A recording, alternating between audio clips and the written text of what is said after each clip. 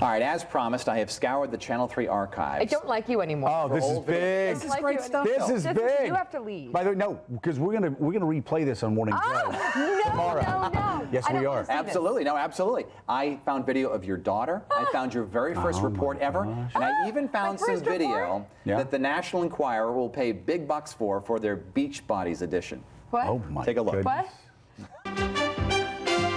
Live from WFSB Channel 3, you're watching Eyewitness News at 5. And I'm Mika Brzezinski. Mika Brzezinski's Channel 3 career began with this report on summer business. For what's left of the summer, you could say outdoor amusement businesses are banking on brave souls to put aside gloomy weather predictions and take a chance on some outside fun.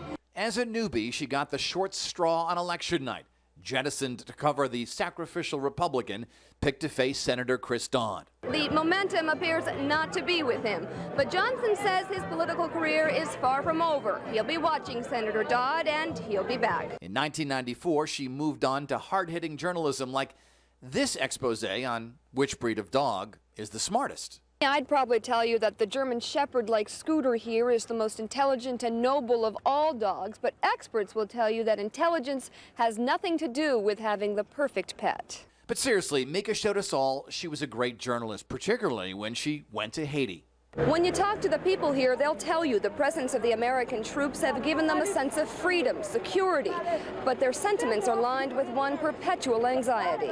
Before long, she was promoted to the anchor desk, and the state watched as Mika prepared to become a mom. In January of 1996, she gave birth to her beautiful daughter, Amelia, who, by the way, was put to work weeks later. So enjoy the expo while learning to live better, because this is a weekend to celebrate women, our health, and our futures. In Hartford, Mika Brzezinski, Channel 3, Eyewitness News.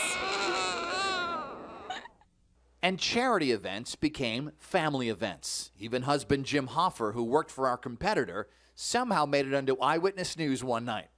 Later, after a lengthy debate about what to wear for a story on pool safety, Mika decided to dress the part and did what many newscasters would never have the guts to do. And some of the best life-saving advice is knowing just what you're capable of doing to help. Swim safely. In West Hartford, Mika Brzezinski, Channel 3, Eyewitness News. Is it over? I remember the bathing suit debate. Remember that? What you were going to wear? I just don't feel well anymore. I'm going to wear Speedos on Monday.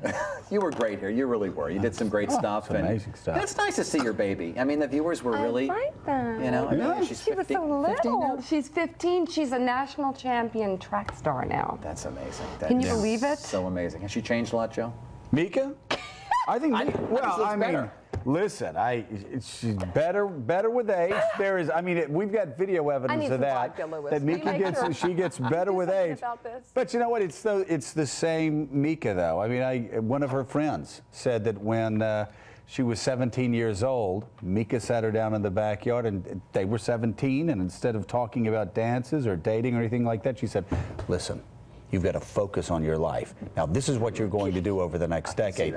And just spelled it out. So even with the big Hillary circa 1992 hair, that was still, you can still tell that's the same Mika underneath. She was very, very focused. Speaking of the vodka, I remember Saturday nights you had to run out to buy it because if you wanted it for Sunday for your family when they would come visit, the liquor stores are closed. That's what I said. I wanted it for my family. Okay. I've moved to Connecticut. That is one of the great surprises is you still don't sell beer in Connecticut on Sundays. Yeah. Well, and that's something they talk about. I think they even do that in Alabama.